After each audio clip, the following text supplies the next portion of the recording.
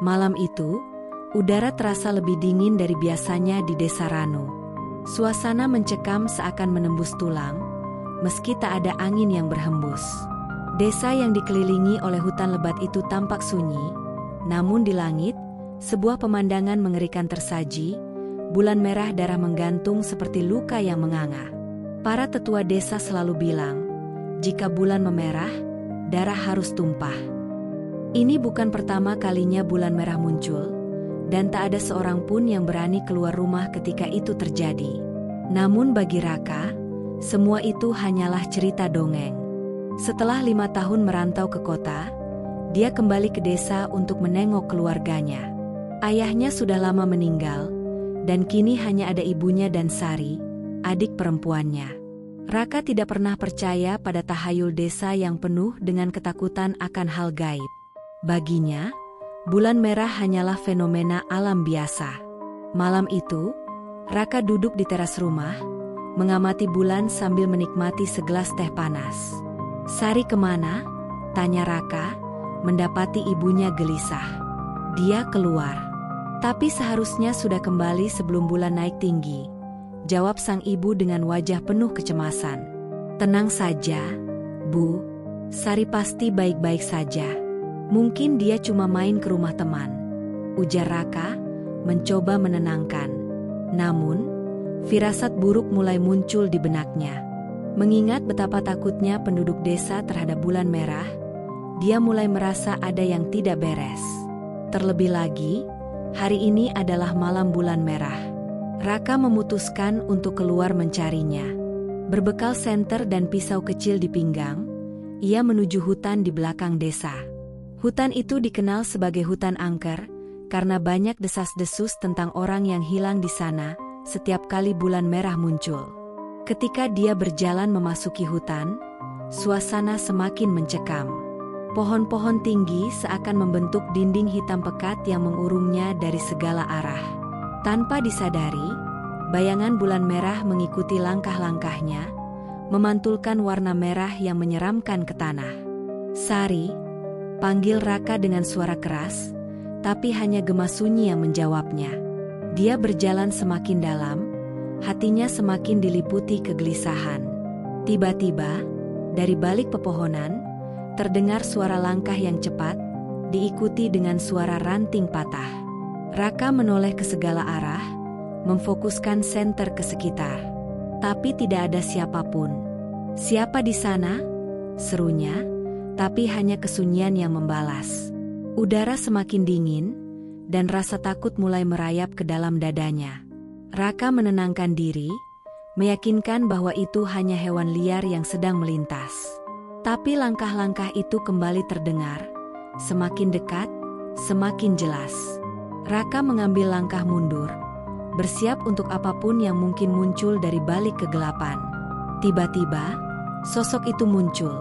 Ardi, teman masa kecil Raka yang kini menjadi kepala desa. Dengan wajah pucat dan napas tersengal, dia muncul dari balik pepohonan.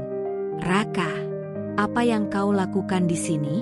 Ini bukan malam untuk keluar." Raka memandang Ardi dengan cemas. "Aku mencari Sari. Dia belum pulang, dan aku takut dia tersesat di sini." Ardi menggeleng. "Kau tak seharusnya ada di sini, Raka. Kau tahu apa yang terjadi jika seseorang berada di luar saat bulan merah? Desa ini terkutuk. Jangan bicara omong kosong, Ardi. Aku hanya ingin menemukan adikku." Raka bersikeras dan melanjutkan pencariannya, meskipun Ardi mencoba menghentikannya. Melihat Raka tidak akan menyerah, Ardi akhirnya mengikuti di belakang, tampak lebih khawatir daripada sebelumnya. Mereka terus berjalan semakin dalam ke hutan, hingga akhirnya, mereka sampai di sebuah area terbuka yang Raka tidak kenali. Di tengah area itu, terdapat sebuah batu besar yang di atasnya terlihat bekas darah yang sudah mengering. "Apa-apaan ini?" tanya Raka dengan napas tersengal, merasakan jantungnya berdetak kencang. Ardi terdiam. "Ini altar pengorbanan. Desa ini punya masa lalu yang kelam. Setiap kali bulan merah muncul, roh-roh yang marah menuntut tumbal. Dan jika mereka tidak mendapatkan apa yang mereka inginkan, desa ini akan hancur. Raka tertawa kecut. Itu hanya cerita, Ardi. Kau tak serius, kan?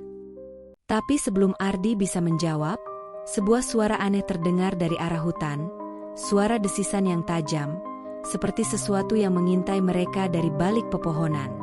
Raka dan Ardi saling memandang, dan kali ini tidak ada yang berbicara.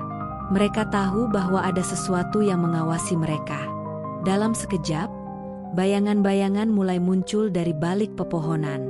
Raka menyorotkan senternya dan terkejut ketika melihat sosok-sosok gelap yang bergerak cepat di sekitar mereka. Wajah mereka tidak terlihat jelas. Hanya kabut hitam yang menyerupai manusia, dengan mata merah menyala yang mengerikan. Raka mundur, napasnya tercekat. Ardi, kita harus pergi sekarang. Namun, sebelum mereka sempat melangkah, satu sosok lebih besar muncul di depan altar.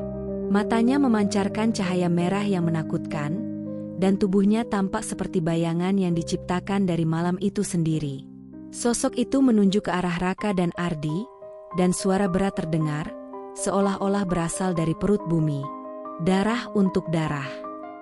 Raka merasa tubuhnya membeku, sementara Ardi tampak ketakutan setengah mati.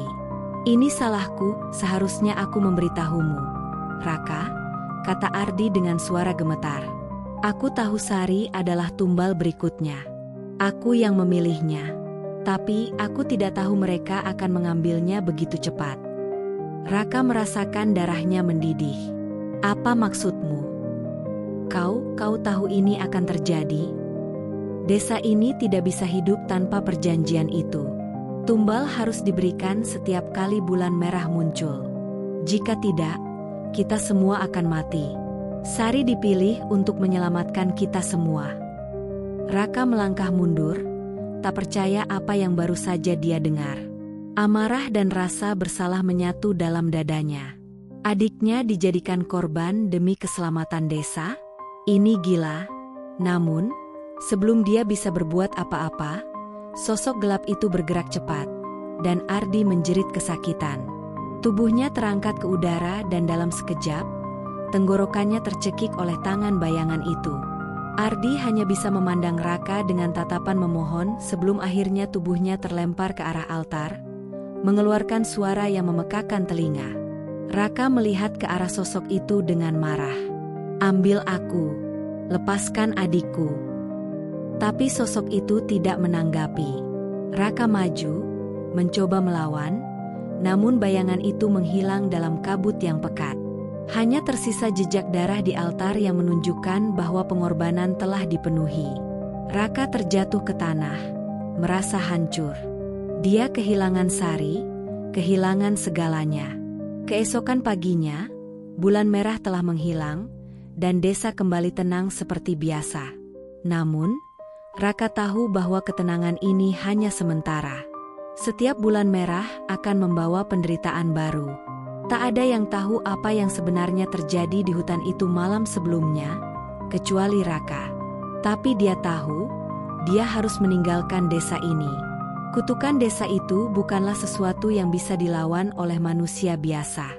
Saat dia berjalan keluar dari desa dengan hati hancur, bayangan bulan merah terus terpatri di pikirannya, mengingatkan bahwa darah akan selalu tumpah setiap kali malam itu datang. Dan bagi Raka, desa itu tak akan pernah sama lagi.